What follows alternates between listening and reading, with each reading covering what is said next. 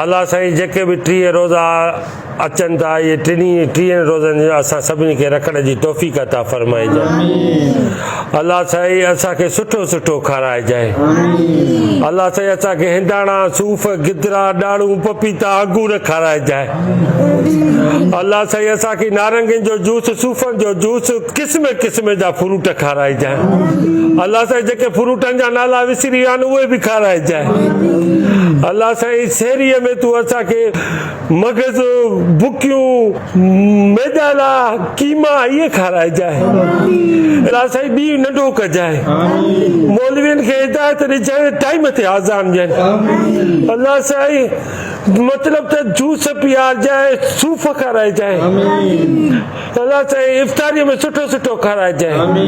अल्लाह साईं गोगड़ूं बिहनि खां बचाइजांइ। अल्लाह साईं करेलनि वाङणनि खां बचाइजांइ। पपीता खाराइजांइ। जूस पियार असांखे। अल्लाह साईं तूं बसि असांजे मादे खे दुरुस्त कजांइ। अल्लाह साईं तूं असांखे रोज़े में जेको आहे लस्सियूं पियार। अल्लाह साईं तूं असांखे केले जा शेक पियार चकूं पियार। अल्लाह साईं बसि सभिनी दोस्तनि खे मतिलबु त हिमत ॾिजांइ। अल्लाह साईं इफ्तार पार्टियूं खोड़ कराइजांइ। अल्लाह साईं सभिनी खे हिमत ॾिजांइ।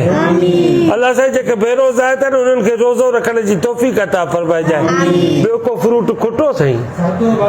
हा अल्लाह साईं सरदो खाराइजांइ। ॿियो तव्हां ॿुधायो? गिदरो। अल्लाह साईं गिदरो हिदाणो इहे सभु खाराइजांइ। अल्लाह साईं तूं सखी सखी जेके माण्हू आहिनि उहे असां सां मिलाइजांइ। पर हिकिड़े हथ सां हीअं करे ॼण ॿिए खे ख़बर ई न पवे। रोज़ा सुठे नमूने सां खोलाइनि। अल्लाह साईं पकोड़ा समोसा ऐं फ्रूट चाट खाराइजांइ।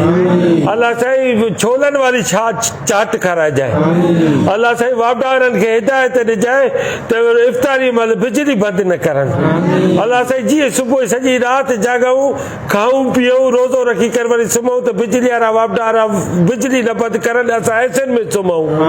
असां आराम कयूं। असां थधा थधा पाणी पीऊं। थधा थधा मशरूब पीऊं। असांखे तौफ़ीक़ ॾिजांइ। क़बूल कजांइ असांजी दुआ अल्लाह। असां तुंहिंजा दुआ गू आहियूं अल्लाह। असांजी दुआ क़बूल कजांइ। हिननि मासूमनि खे ॾिसजांइ। हिननि जो पेट को भरे मखण बुसरियूं खाराइजांइ।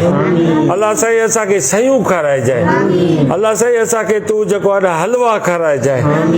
असां मतिलबु त जेको असांखां विसरी वियो आहे उहो असांखे खाराइजांइ।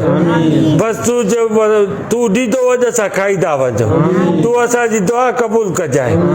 अल्लाह साईं असां रोज़नि में असां तुंहिंजा रोज़ा रखंदासीं। असांजे बसि मादे खे पेट खे माना हाज़मो दुरुस्त कजांइ। अल्लाह साईं फालूदा आइस्क्रीम कुल्फियूं खाराइजांइ। अल्लाह साईं भिंडियुनि खां बचाइजांइ। मूरियुनि खां बचाइजांइ। दाल खां बचाइजांइ। ऐं पापड़नि खां बचाइजांइ। अल्लाह साईं न झले सघंदा असां इहे दाल ऐं पापड़ न खाई सघंदासीं। पर असांखे सुठा सुठा माल खाराइजांइ। फ्रूट सॼो खाराइजांइ। जेको लथो आहे उहो बि खाराइजांइ। जेको न लथो हाणे ॿुधाए त उहो बि खाराइजांइ। अंब खाराइजांइ। अंबनि जा जूस पीआरजांइ। अंबनि जूं कोकड़ियूं चूसाइजांइ। दुआ कजांइ। मुंहिंजा अल्लाह मुंहिंजी दुआ क़बूल कजांइ। आमीन आमीन आमीन ला इलाहा इल्लल्लाह।